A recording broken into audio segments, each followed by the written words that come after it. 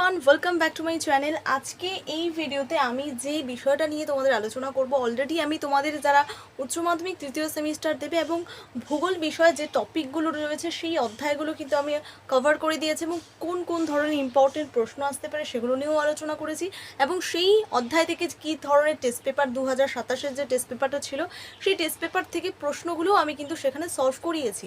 তো অবশ্যই সেই ভিডিওগুলো দেখবে, কারণ ওই ভিডিওগুলো তুমি যদি একবার বুঝে নাও তাহলে কিন্তু প্রত্যেকটা কোশ্চেন তুমি কিন্তু খুব সহজেই পেরে যাবে, ঠিক আছে, অ্যান্সার করতে পারবে এবং সঠিকভাবে তুমি অ্যান্সার করতে পারবে। কারণ যেহেতু ভূগোল একটা সায়েন্সের বিষয়, সায়েন্সের মতো, তাই এটাকে কনসেপ্ট ক্লিয়ার করতে হবে। কনসেপ্ট ক্লিয়ার না করলে এটা কোনোভাবেই কিন্তু ভালো রেজাল্ট করা যাবে না। আজকের এই ভিডিওটা শুরু করা যাক।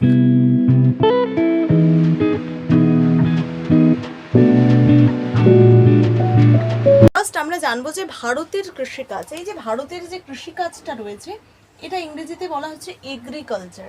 তো এগ্রিকালচার শব্দটি কোথা থেকে আসলো সেটা আমাদেরকে জানতে হবে। তো এই যে এগার মানে কি? এগার মানে হচ্ছে ভূমি, এগার মানে ভূমি, এবং কালচার মানে হচ্ছে কর্ষণ। এই কালচার মানে কর্ষণ। তাহলে ভূমি কর্ষণ মানে ভূমিকে যখন কর্ষণ করা হয়, যে কোনো যন্ত্র দিয়ে, আমরা দেখবো লাঙ্গল দিয়ে সেটাকে কর্ষণ করা হয় মাটিটাকে, তাই না, চাষ করা হয়। তো এগার মানে ভূমি এবং কালচার মানে কর্ষণ, এই দুটো শব্দের সমন্বয়ে কিন্তু কি হয়েছে, এই এগ্রিকালচার শব্দটি এসেছে। এবার এই এগ্রিকালচার কখন করা হয়? কৃষিকাজ মানুষ কেন করে? প্রথমত যখন কোনো একটা অঞ্চলে মানুষ স্থায়ীভাবে দীর্ঘদিন ধরে বসবাস করছে এবং নিজেদের প্রয়োজন অনুযায়ী তারা কি করছে, তারা ভূমিটাকে উন্নতি করে সেই ভূমিতে তারা নিজস্ব প্রয়োজনীয় যে দ্রব্যগুলো, নিজস্ব প্রয়োজনীয় যে সমস্ত দ্রব্য, চাল লাগবে, তাদের বিভিন্ন সবজি লাগবে, এই যে তাদের প্রয়োজনীয় জিনিসগুলো বা দ্রব্যগুলো যখন কোনো একটা জমিতে চাষ করে সেটাকেই বলা হচ্ছে মেইনলি কৃষিকাজ। এবং যে জিনিসটা তোমাদের মেইনলি মনে রাখতে হবে যে ভারতের কৃষিকাজের একটা অন্যতম বৈশিষ্ট্য হচ্ছে ভারতের কৃষিকাজ হচ্ছে একটা জীবিকা সত্তাভিত্তিক কৃষি। কেন? কারণ ভারতের যে কৃষিকাজগুলো হয় সেটা মেইনলি জীবিকা সত্তাভিত্তিক হয়ে থাকে। কেন? কারণ দেখো, যে জীবিকাগুলো বা যে চাষাবাদগুলো তারা করে থাকে সেটা মেনলি বিক্রি করার জন্য, এবং সেটা বিক্রি করেই তারা কি করবে, জীবনযাপন করবে, তাই তো। তো ভারতের কৃষিকাজের অন্যতম একটা বৈশিষ্ট্য হচ্ছে জীবিকা সত্তাভিত্তিক কৃষি। 2 নাম্বার হচ্ছে ভারতের যে কৃষিকাজ একটা বায়ুর উপর নির্ভর করে, সেটা হচ্ছে মৌসুমি বায়ু। তো ভারতের যে কৃষিকাজ সেটা কিন্তু মৌসুমি বায়ুর উপর নির্ভর করে। তাহলে দুটো মোস্ট ইম্পর্টেন্ট প্রশ্ন। 1 নম্বর হচ্ছে ভারতের কৃষিকাজের অন্যতম বৈশিষ্ট্য কি? প্রথমত হচ্ছে ভারতের কৃষিকাজ কি? জীবিকা সত্তাভিত্তিক কৃষি। 2 নাম্বার, এই ভারতের কৃষি হচ্ছে মৌসুমি বায়ুর উপর নির্ভরশীল, অর্থাৎ মৌসুমি বায়ু আসলে গেলে, ঠিক আছে, আসা যাওয়া করলেই তবেই কি করা হবে, ভারতের কৃষিকাজ করা হবে, ঠিক আছে। এবার সব থেকে যে মোস্ট ইম্পর্টেন্ট বিষয়টা আমরা পড়বো সেই জিনিসটা আমরা ক্লিয়ার করব। তার আগে একটা ছোট্ট করে ম্যাপ এঁকে নিই, তারপরে আমরা খুব সুন্দরভাবে সেই কোশ্চেন অ্যান্সারগুলো করবো। কোনো ক্লাসের জন্য আজকের এই জিনিসটা কিন্তু ভীষণ ইম্পর্টেন্ট, যেটা হচ্ছে মৌসুমি বায়ু। দেখো, ভারতবর্ষে যে সমস্ত চাষগুলো করা হয় আমরা খুব সহজভাবে জানি যে আমরা একটা নির্দিষ্ট সময়ে কেন চাষ করি, তাই না। দেখো, আমরা একটা নির্দিষ্ট সময়ে, যদি ভারতে আমরা দেখি যে ভারতে কিন্তু নির্দিষ্ট সময়ে ধান চাষ করা হচ্ছে, নির্দিষ্ট সময়ে আলু চাষ করা হচ্ছে, তাই তো, নির্দিষ্ট সময়ে অন্য কোনো ফসল চাষ করা হচ্ছে। আমরা কখনোই কিন্তু ধান চাষের সময় বা যে সময় আমরা ধান চাষ করি, যে মাসে আমরা ধান চাষ করি, সেই সময়টাতে কখনোই আমরা অন্য ফসল চাষ করতে পারবো না, যদিও করি সেটা ফসল হবে না, তাই তো। তো আমরা কি করি, নির্দিষ্ট যেটা যেই সময়ে চাষ করতে লাগবে সেই সময়ে আমরা চাষ করি, কিন্তু সেটার জন্য একটা গুরুত্বপূর্ণ ভূমিকা রাখে মৌসুমি বায়ু। কারণ এই মৌসুমি বায়ু যদি না থাকতো তাহলে কিন্তু আমরা সময়ে টাইমে কখনোই আমরা কিন্তু চাষগুলো করতে পারতাম না। আমরা নির্দিষ্ট সময়ে যে সুন্দর করে বিভিন্ন ধান গাছ লাগাচ্ছি, পাট গাছ লাগাচ্ছি, আলু চাষ করছি, এই যে বিভিন্ন ফসল আমরা কিন্তু কখনোই সুবিধা মতো বা আমাদের সময় মতো কিন্তু চাষ করতে পারতাম না। তো মেনলি সেই মৌসুমি বায়ু কেন্দ্র করে কিন্তু সেই মৌসুমি বায়ুকে কেন্দ্র করেই কিন্তু মেনলি ভারতের যে সমস্ত ফসল কৃষিকাজ করা হয় সেই সমস্ত কিছু কার ওপর নির্ভরশীল, সেই মৌসুমি বায়ুর উপর নির্ভরশীল। এবার আমরা যে জিনিসটা কনসেপ্ট ক্লিয়ার করবো, যে কোনো ক্লাসের জন্য ভীষণই গুরুত্বপূর্ণ, বিশেষ করে যারা 8-এর 9-এর 10-এর এবং যারা 11-12-এর টুয়েলভে পড়ো ভূগোল বিষয়ে এই জিনিসটা ভীষণ গুরুত্ব। আমরা খুব স্পষ্টভাবে জানবো যে বর্ষাকাল, শীতকাল, গ্রীষ্মকাল কিভাবে হয়, সেটা টোটাল মেনলি নির্ভর করে এই মৌসুমি বায়ুর ওপর। এই মৌসুমি বায়ুর উপর নির্ভর করে ভারতবর্ষে গ্রীষ্মকাল হয়, শীতকাল হয়, বর্ষাকাল হয়। দেখো, মৌসুমি বায়ু যখন আরব সাগর থেকে ভারতবর্ষে প্রবেশ করলো, তখন যেহেতু আরব সাগর থেকে জল নিয়ে যাচ্ছে কোথায়, ভারতের দিকে নিয়ে যাওয়ার জন্য ভারতে প্রচুর পরিমাণে বৃষ্টিপাত ঘটে এবং সেখানে বন্যা হয়ে যায়, তাই তো? সেখানে অনেক সময় যদি প্রচুর বৃষ্টিপাত ঘটায় তাহলে আমরা জানি বন্যা হয়ে যায়। কিন্তু সেখানে যখন প্রচুর বৃষ্টিপাত ঘটায় তখন বর্ষাকালের সূচনা করে। তো সেই সময় মানে বর্ষাকালে যে সমস্ত ফসল চাষ করা হয় সেটা হচ্ছে খারিফ শস্য। এবার এই মৌসুমি বায়ু ধীরে ধীরে ধীরে ধীরে যখন কি হয়, এই দিকে চলে যায়, মানে এটা উত্তর পূর্ব দিকে চলে যায় এবং যাওয়ার পর কি হয়, যখন আবার ফিরে আসে এই মৌসুমি বায়ু যাওয়ার পরে আবার কি করে, ফিরে আসে। তো এইদিকে কি রয়েছে, হিমালয় পর্বত। এখানে কোনো রকম ভারতবর্ষের উত্তর দিকে কোনো রকম সাগর সে পাচ্ছে না। তো সাগর না পাওয়ায় সেখানে জল কি ভারতবর্ষে আর আনবে না, কারণ সেখানে কি রয়েছে, পাহাড় পর্বত রয়েছে, তাই না? তার মধ্যে আর কিছুই থাকবে না। তো যখন সে জলীয় বাষ্প নেই, কোনো রকম সাগর টাগর নেই, তাই সে কি করবে, শুষ্কভাবে ভারতে ফিরে আসবে। তো উত্তর পূর্ব মৌসুমি বায়ু যখন ভারতবর্ষে ফিরে আসে তখন কি, তখন হচ্ছে সেখানে তো কোনো জলীয় বাষ্প নেই, তাই বৃষ্টিপাত ঘটাবে না। তখন ভারতের শীতকালের সূচনা হয়। তখন কি, শীতকাল সূচনা হয়, শীতকাল। তাহলে মৌসুমি বায়ু উত্তর পূর্ব, দেখো বায়ুটা যখন আসলো তখন জল নিয়ে আসলো, তাই বৃষ্টিপাত ঘটালো। আবার উত্তর যখন ফিরে গেল, ফিরে যাওয়ার পর আবার যখন সে ফিরে আসছে এইদিকে, তখন কি করছে, উত্তর পূর্ব মৌসুমি বায়ু যখন ভারতে ফিরে আসে তখন তার মধ্যে কোনো জলীয় বাষ্প থাকছে না, সেই জন্য সে ভারতবর্ষে কোনো রকম বৃষ্টিপাত ঘটাতে পারছে না। কিন্তু শীতকাল ভারতে তখন বিরাজ করছে। এই উত্তর পূর্ব মৌসুমি বায়ুটা যখন ভারতবর্ষে ফিরে আসছে তখন ভারতবর্ষে কিসের সূচনা হচ্ছে, শীতকালের সূচনা হচ্ছে। এবং এই শীতকালে যে সমস্ত ফসল চাষ করা হচ্ছে সেটাকে বলা হচ্ছে রবি শস্য। কি, রবি শস্য, মানে শীতকালে যে সমস্ত শস্য আমরা চাষ করব সেগুলোকে কি বলা হয়, রবি শস্য। প্রশ্ন আসতেই পারে তোমাদের থার্ড সেমিস্টারে। এবার আরেকটা প্রশ্ন হচ্ছে যে এবার এই মৌসুমি বায়ুটা তো সারা বছর আসবে আর আসবে, ঠিক আছে, আবার ফিরে যাবে, আবার চলে আসবে। তো যাওয়ার পর যখন সম্পূর্ণরূপে মৌসুমি বায়ু যখন আবার আরব সাগরের দিকে ফিরে যায় তখন সারা ভারতে কিন্তু গরমকাল বা গ্রীষ্মকাল কিন্তু বিরাজ করে। ক্লিয়ার? তাহলে যখন কিভাবে আমাদের গ্রীষ্মকাল বিরাজ করে, গ্রীষ্মকাল দেখো, তাহলে কিভাবে আমাদের যে বর্ষাকাল, শীতকাল, ঠিক আছে, তারপরে গ্রীষ্মকাল, এই যে আমাদের কালগুলো আসছে এটা কি কার উপর নির্ভর করে আসছে, মৌসুমি বায়ু। এই মৌসুমি বায়ু যখন দক্ষিণ পশ্চিম দিক থেকে ভারতে প্রবেশ করছে, বৃষ্টিপাত ঘটাচ্ছে, বর্ষাকাল হচ্ছে। আবার এই মৌসুমি বায়ু যখন উত্তর পূর্ব দিক থেকে ফিরে আসছে তখন কি হচ্ছে, তার মধ্যে কোনো জলীয় বাষ্প থাকছে না, ফলে কি করছে, ভারতের শীতকালের সূচনা ঘটাচ্ছে। আবার যখন পুরোপুরিভাবে বা সম্পূর্ণভাবে এই বায়ুটা যখন আবারও আরব সাগরের দিকে ফিরে যাচ্ছে তখন সারা ভারতবর্ষে কিন্তু গরমকাল বা গ্রীষ্মকাল বিরাজ করছে। তাহলে এই গরমকালে যখন এই গ্রীষ্মকালে যে সমস্ত ফসল চাষ করা হচ্ছে ভারতে, সেই ফসলটার নাম হচ্ছে জাইদ শস্য। তাহলে গ্রীষ্মকালে যে সমস্ত ফসল চাষ করা হয় সেই ফসলটার নাম কি, জাইদ শস্য। কি, জাইদ শস্য। কি, জাইদ শস্য। এই বিষয়টা কিন্তু ক্লিয়ার রাখবে, কারণ এটা কিন্তু যে কোনো ক্লাসের জন্য তোমাদের ভূগোল বিষয়ে এই টপিকটা কিন্তু রয়েছে এবং ভীষণ গুরুত্বপূর্ণ এই টপিকটা। ওকে,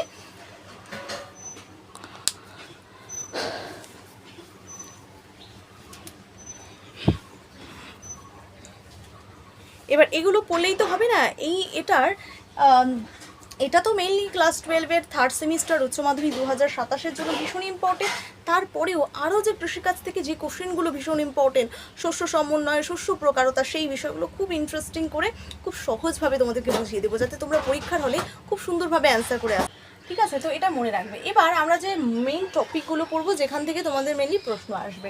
তো ভারতের অধিকাংশ হচ্ছে, ভারতের 66% মানুষ কিন্তু কৃষিকাজের সঙ্গে যুক্ত, মানে ভারতের অধিকাংশ যতগুলো মানুষ রয়েছে সেই সমস্ত মানুষের মধ্যে 66% মানুষ কিন্তু কৃষিকাজের সঙ্গে যুক্ত। ঠিক আছে, এবার কথা হচ্ছে যে শস্য বর্ষপঞ্জি থেকে তোমাদের অতটা ইম্পর্টেন্ট নয়, তবু কনসেপ্টটা ক্লিয়ার রাখতে হবে।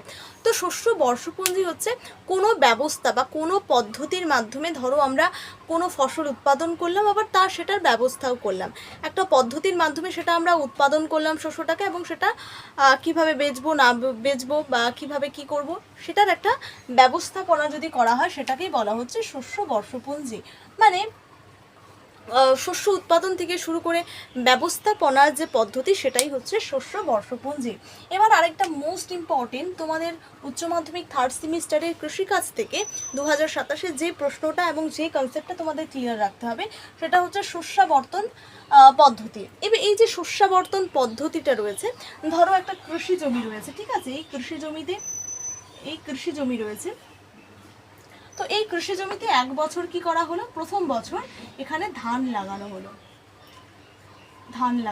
ঠিক আছে, ধান লাগানো হলো। এবার প্রত্যেক বছর যে এই প্রথম বছরের মতো প্রত্যেক বছরই যে সেই সময়ে ধান লাগাবে সেটা কিন্তু নয়। তখন চাষিটা তার পরের বছরে কি করলো, ধানের পরে ধরো সেখানে গম চাষ করা শুরু করলো, ঠিক আছে, গম চাষ করা শুরু করলো, ধরো সেখানে গম চাষ করা শুরু করলো। এবার ধান না, এবার গম চাষ করা শুরু করে দিয়েছে। তো দেখো, প্রথম বছরে চাষিটা কি করলো, এখানে ধান চাষ করলো, দ্বিতীয় বছরে সে সেখানে সেই জমিতেই কি করলো, গম চাষ করলো। মানে প্রত্যেক বছর চাষিটা কি করছে, ফসল বদলাচ্ছে, ঠিক আছে, ফসল কি করছে, বদলাচ্ছে।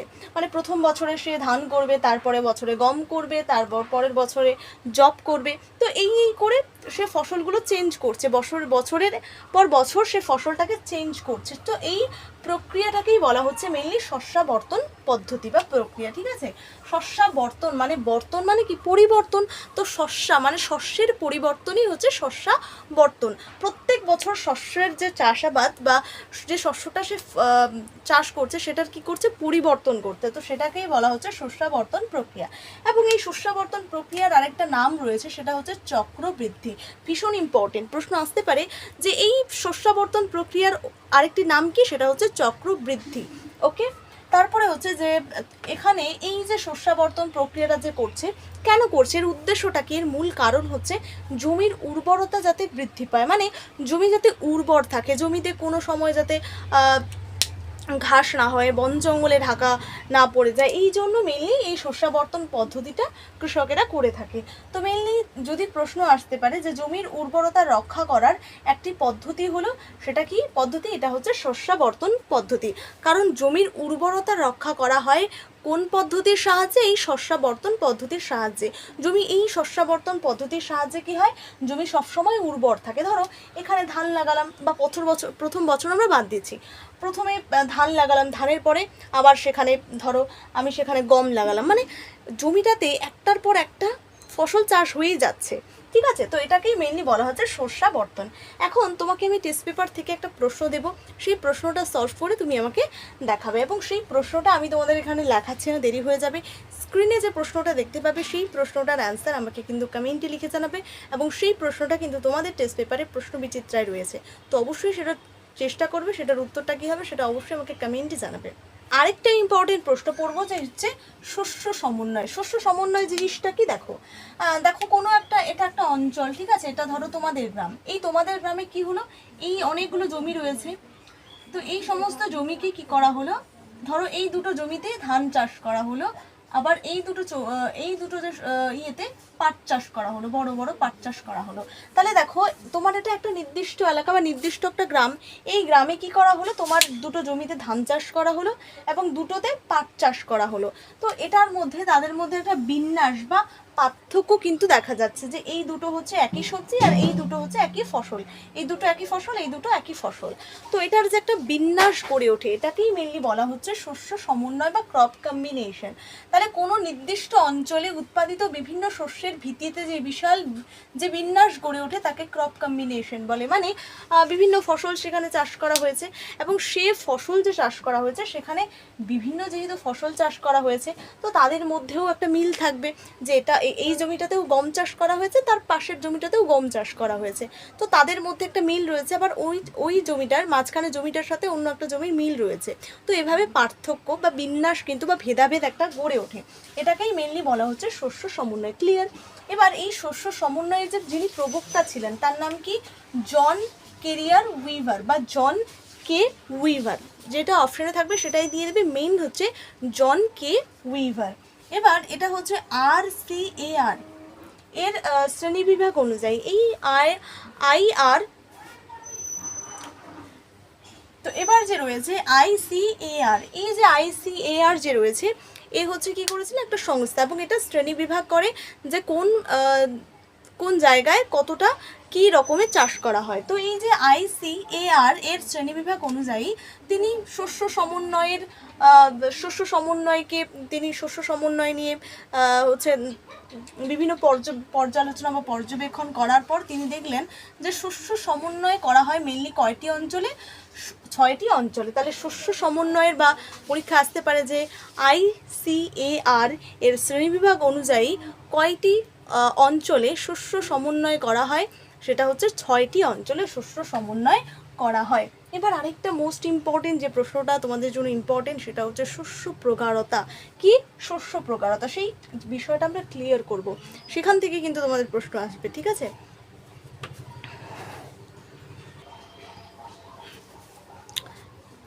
এবার আরেকটা মজাদার ইন্টারেস্টিং কোশ্চেন পড়বো, সেটা হচ্ছে শস্য প্রকারতা। ক্লাস 12 থার্ড সেমিস্টারের জন্য এই কোশ্চেনটা ভীষণ গুরুত্বপূর্ণ, এবং এখান থেকে যে প্রশ্নগুলো করাবো সেই প্রশ্নগুলো অবশ্যই কনসেপ্ট ক্লিয়ার রাখবে, কারণ এটা কিন্তু 12-এর থার্ড সেমিস্টারের জন্য ইম্পর্টেন্ট। তো কি শস্য প্রগাঢ়তা, শস্য প্রগাঢ়তা জিনিসটা ভুলে যাও, আগে ছবিটা দেখে জিনিসটা বোঝার চেষ্টা করো। ধরো এই যে এলাকাটা রয়েছে, এই এলাকায় ধরো অনেকগুলো জমি আছে, ধরো এতগুলো জমি রয়েছে, ঠিক আছে। তো কোনো একটা নির্দিষ্ট এলাকায় এতগুলো জমি আছে, এটা একটা নির্দিষ্ট এলাকা, তাই তো প্রত্যেকটা এলাকাকে ধরা হচ্ছে না, একটা নির্দিষ্ট এলাকায় এতগুলো জমি আছে, এবং এই জমিতে ধরো এটাতে চাষ করা হয়েছে, আবার ধরো এটাতে চাষ করা হয়েছে, এবার এটাতে চাষ করা হয়েছে, আবার এটাতে চাষ করা হয়েছে। তো দেখো সব জমিতে কি চাষ করা হয়েছে না, তো দেখো প্রকৃত যে জমিগুলো চাষ করা হয়েছে সেগুলোকে বলা হচ্ছে প্রকৃত চাষের জমি, মানে যে জমিগুলোতে ফসল চাষ করা হয়েছে সেগুলোকে কি বলা হয়, প্রকৃত চাষের জমি। এবং যে জমিগুলোতে চাষ করা হয়নি, টোটাল জমি কতটা রয়েছে সেটা কি মোট জমি, তাহলে টোটালটা মানে কি মোট জমি, এবং যেগুলোতে চাষ করা হয়েছে সেগুলো কি প্রকৃত জমি। তার মানে কোনো একটা নির্দিষ্ট এলাকায় মোট প্রকৃত যে জমিগুলো চাষ করা হয়েছে এবং মোট জমি যতটা রয়েছে সেটার যে শতকরা অনুপাত, সেটাকেই বলা হয় মেনলি শস্য প্রকারতা। মানে একটা অঞ্চলে অনেক জমি আছে এবং প্রত্যেকটা জমিতে কি চাষ করা সম্ভব, একদমই নয়, তাই কিছু সংখ্যক জমি বাদ দেওয়া হবে। তো এটাকেই মেনলি বলা হচ্ছে শস্য প্রকারতা, এটা কনসেপ্টটা। এবার হচ্ছে এখানে আসতে পারে তোমাদের পরীক্ষায় যে কোনো অঞ্চলে প্রকৃত চাষের জমি ও মোট শতকরা অনুপাতকে কি বলে, সেটা হচ্ছে শস্য প্রকারতা। মানে কোনো অঞ্চলে মোট চাষের জমি কতগুলো রয়েছে এবং প্রকৃত চাষের জমি যে শতকরা অনুপাত, মানে মোট কতগুলো জমি রয়েছে, ধরো মোট জমি আছে 1, 2, 3, 4, 5, 6, 7, 8টা জমি আছে, কয়টা 8টা, তাই তো। এবং মোট চাষে কোনো অঞ্চলে প্রকৃত চাষের জমি এবং চাষ করা হয়েছে 1, 2, 3, 4টে জমিতে চাষ করা হয়েছে। তো এটার যে অনুপাত, যে শতকরা, এটা পার্সেন্টেজের যে অনুপাত, সেটাকেই বলা হচ্ছে মেনলি এটা হচ্ছে শস্য প্রগাঢ়তা। ক্লিয়ার?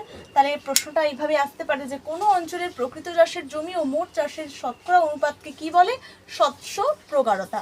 আবার এই প্রশ্নটা আবার ঘুরিয়ে একটু আসতে পারে তোমাদের সংজ্ঞাটা, কোনো নির্দিষ্ট এলাকায় নির্দিষ্ট সময়ে শস্যের ঘনত্বের পরিবর্তনকে শস্য প্রগাঢ়তা বলে। দেখো একটা নির্দিষ্ট এলাকা, এক সময় এই এলাকায় প্রত্যেকটা জমিতে চাষ করা হলো, কিন্তু হঠাৎ কোনো এক সময়ে এই যে প্রত্যেকটা জমিতে চাষ করা হতো সেই প্রত্যেকটা জমিতে মানুষ আর চাষ করা বন্ধ করে দিল, ফলে শস্যটার পরিমাণটা কি হয়ে গেল, কমে গেল।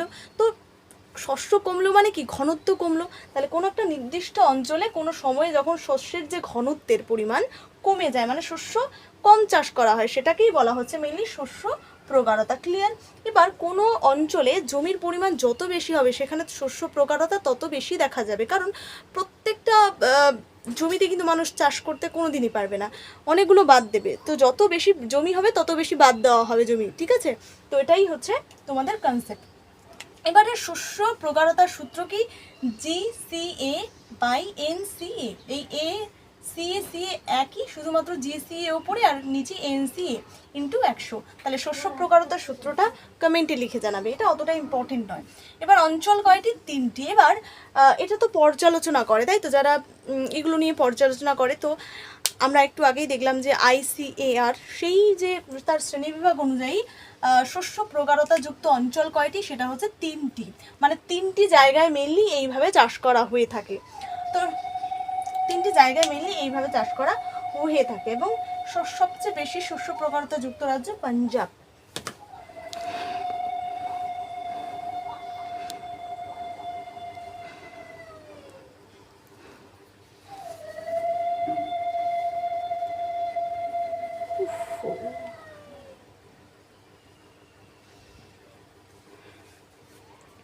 এবার এই সবচেয়ে বেশি শস্য প্রকারতা দেখা যায় সেটা হচ্ছে পাঞ্জাবে সবথেকে বেশি শস্য প্রকারতা দেখা যায়, এবং সবথেকে কম শস্য প্রকারতা দেখা যায় সেটা হচ্ছে মণিপুর। তো প্রশ্ন আসতে পারে যে ভারতের সবচেয়ে বেশি শস্য প্রকারতা যুক্ত রাজ্য কোনটি? অনেকগুলো অপশন দিল, তার মধ্যে রাইট অপশন পাঞ্জাব। দ্বিতীয়ত দিল যে ভারতের সবচেয়ে কম শস্য প্রকারতা যুক্ত রাজ্য কোনটি? সেটা হচ্ছে মণিপুর। তাহলে সবচেয়ে বেশি কোথায় চাষ করা হয় শস্য প্রকারতা যুক্ত অঞ্চল? সেটা হচ্ছে পাঞ্জাব। এবং সর্বনিম্ন শস্য প্রকারতা যুক্ত অঞ্চল সেটা হচ্ছে তোমাদের মণিপুর। এই বিষয়টা ক্লিয়ার রাখবে, ঠিক আছে? এখান থেকে মোস্ট ইম্পর্টেন্ট আরেকটা যে বিষয় আমি বলতে ভুলে গেছি সেটা হচ্ছে যে ভারতের সবথেকে বেশি শস্য প্রকারতা যুক্ত আমরা রাজ্য জানি পাঞ্জাব, এবং পশ্চিমবঙ্গ রাজ্যেও কিন্তু সবথেকে বেশি শস্য প্রকারতা যুক্ত পশ্চিমবঙ্গ। এই পশ্চিমবঙ্গ রাজ্যও কিন্তু সবথেকে বেশি শস্য প্রকারতা যুক্ত রাজ্য। যদি অপশনে থাকে পশ্চিমবঙ্গ তাহলে অবশ্যই পশ্চিমবঙ্গ, এবং পাঞ্জাব যদি না থাকে, যদি পাঞ্জাব না থেকে যদি পশ্চিমবঙ্গ থাকে তাহলে পশ্চিমবঙ্গ।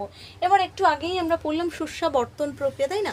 শস্যাবর্তন মানে হচ্ছে একটা শস্যের পর অন্য শস্য, এই ফসলটার পর আরেক ফসল। তো এইভাবে যে চাষ করা হয় এটাকেই বলা হচ্ছে শস্যাবর্তন। এবং এই যে শস্যাবর্তন যে পদ্ধতিটা রয়েছে সেই পদ্ধতি বা সেই শস্যাবর্তন কৃষি যে কৃষির সঙ্গে যুক্ত সেটা হচ্ছে মিশ্র কৃষি। মিশ্র কৃষির সঙ্গে যুক্ত, এই বিষয়টা একটু মনে রাখবে।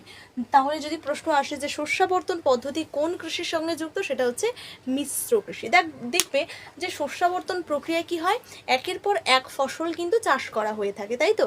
এবার মিশ্র কৃষিতে কি হয়, একটা জমিতে অনেক রকমের ফসল একেবারে চাষ করা হয়। তো সেটাই মেনলি হচ্ছে দুটো এমনি সেম হয়ে যাচ্ছে। তো সেই শস্যাবর্তন পদ্ধতি হচ্ছে মিশ্র কৃষির সঙ্গে যুক্ত।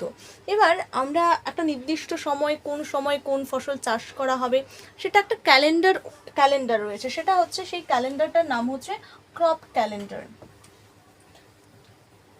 সেই ক্যালেন্ডারটার নাম হচ্ছে ক্রপ ক্যালেন্ডার। ক্রপ মানে ফসল এবং ক্যালেন্ডার মানে আমরা জানি তো ক্যালেন্ডার, ক্রপ ক্যালেন্ডার। তো যে ক্রপ ক্যালেন্ডার মানে একটা কোন সময় কোন ফসল চাষ করব সেটার জন্য একটা ক্রপ ক্যালেন্ডার রয়েছে, মানে ফসল কোন সময় চাষ করা হবে, ঠিক আছে? তো সেই ক্রপ ক্যালেন্ডার যিনি হচ্ছে ক্রপ ক্যালেন্ডার যদি আমরা ডাউনলোড করতে চাই তাহলে সেই কোন ওয়েবসাইট থেকে ডাউনলোড করতে হবে, সেটা হচ্ছে এনডি ক্যালেন্ডারটা ডাউনলোড করা হবে এই ওয়েবসাইট থেকে। এবার কথা হচ্ছে যে এই যে ক্রপ ক্যালেন্ডার যারা আবিষ্কার করেছেন বা তৈরি করেছিলেন তাদের নাম কি? ক্যালেন্ডার যিনি আবিষ্কার করেছিলেন মানে কোন সময় কোন ফসল চাষ করা হবে, সেই ক্রপ ক্যালেন্ডার আবিষ্কার করেছিলেন জুলিয়াস। কে? জুলিয়াস। এই জুলিয়াস কিন্তু ক্রপ ক্যালেন্ডার আবিষ্কার করেন, এবং হিলডেগার্ড, ঠিক আছে? হিলডেগার্ড। তো এই ক্রপ ক্যালেন্ডার তৈরি করেন বা হচ্ছে ক্রপ ক্যালেন্ডার আবিষ্কার করেন জুলিয়াস এবং হিলডেগার্ড। এই দুজন ব্যক্তি কি করেছিলেন, ক্রপ ক্যালেন্ডার আবিষ্কার করেছিলেন। ক্লিয়ার বিষয়টা? এবার আমরা মোস্ট ইম্পর্টেন্ট আরেকটা পড়বো যেখান থেকে তোমাদের কিন্তু প্রশ্ন আসতে চলেছে, সেটা হচ্ছে সবুজের কৃষিকাজ থেকে যে সবুজ বিপ্লব থেকে যে প্রশ্নটা আসতে পারে। তো সবুজ বিপ্লব মানে হচ্ছে ভারতের উৎপাদনশীলতাকে বৃদ্ধি করার জন্য, মানে ভারতে যে পরিমাণ চাষাবাদ হচ্ছে, মানুষ কষ্ট করে আর কত খাটবে, তাই তো? সে কত আর পরিশ্রম করবে। তো সেই উৎপাদনশীলতাকে বাড়ানোর জন্য অনেক মানুষ কি করেছিল, আন্দোলন করেছিল, সেটাই হচ্ছে সবুজ বিপ্লব। এই বিপ্লব শব্দটির আভিধানিক অর্থ কি? আভিধানিক হচ্ছে আমূল পরিবর্তন। তাহলে প্রশ্ন আসতে পারে যে বিপ্লব কথাটির আভিধানিক অর্থ কি, সেটা হচ্ছে আমূল পরিবর্তন। এবার এই যে সবুজ বিপ্লব কথাটি সর্বপ্রথম যিনি ব্যবহার করেছিলেন তার নাম হচ্ছে উইলিয়াম এস গাড্ডো বা গাউট, ঠিক আছে? এই দুটো নাম, যে উইলিয়াম এস গাড্ডো বা গাউট সর্বপ্রথম সবুজ বিপ্লব শব্দটি ব্যবহার করেছিলেন। এই দুটো প্রশ্ন 2027-12 তৃতীয় সেমিস্টারের জন্য ভীষণ গুরুত্বপূর্ণ, ঠিক আছে? তাহলে সবুজ বিপ্লব কথাটি সর্বপ্রথম কে ব্যবহার করেছিলেন কমেন্টে জানাবে। এর পরের প্রশ্ন যেটা হচ্ছে যে সবুজ বিপ্লব আন্দোলনটা সর্বপ্রথম সংগঠিত হয়েছিল মেক্সিকোতে। কোথায়? মেক্সিকোতে সর্বপ্রথম সংগঠিত হয়েছিল। এবার ভারতে শুরু হয়েছিল কত সালে? 1968 সালে ভারতের সবুজ বিপ্লব আন্দোলনের সূচনা হয়েছিল। এবার দুটো টেস্ট পেপার থেকে যে দুটো প্রশ্ন তোমাদের আছে সেই দুটো প্রশ্ন কি কি, যে নিচের যে বিপ্লবটি দানা শস্যের সঙ্গে যুক্ত, মানে দানা শস্যের মানে মানে কোনো একটা শস্যকে কেন্দ্র করে যে আন্দোলনটা হয়েছিল সেটা হচ্ছে সবুজ বিপ্লব, এবং ভারতের যে বিপ্লবটি দানা সঙ্গের সঙ্গে যুক্ত সেটা হচ্ছে সবুজ বিপ্লব। তারপরে সবুজ বিপ্লবের সুফল থেকে ভারতের যে শস্য বঞ্চিত হয়েছে সেটা হচ্ছে মিলেট বা জাইদ শস্য। যখন এই সবুজ বিপ্লব করার আন্দোলন করার ফলে সফল হলো তখন ভারতের এক প্রকার শস্য আর চাষ করা হলো না, সেটা হচ্ছে মিলেট বা জাইদ শস্য, কিন্তু তখন বঞ্চিত হয়ে গেল, তখন বাদ পড়ে গেল। এই মিলেট ছাড়া তখন অন্যান্য ফসল চাষ করা হলো। ঠিক আছে, তো আজকের এই ভিডিওটা কেমন লাগলো তোমাদের অবশ্যই জানাবে।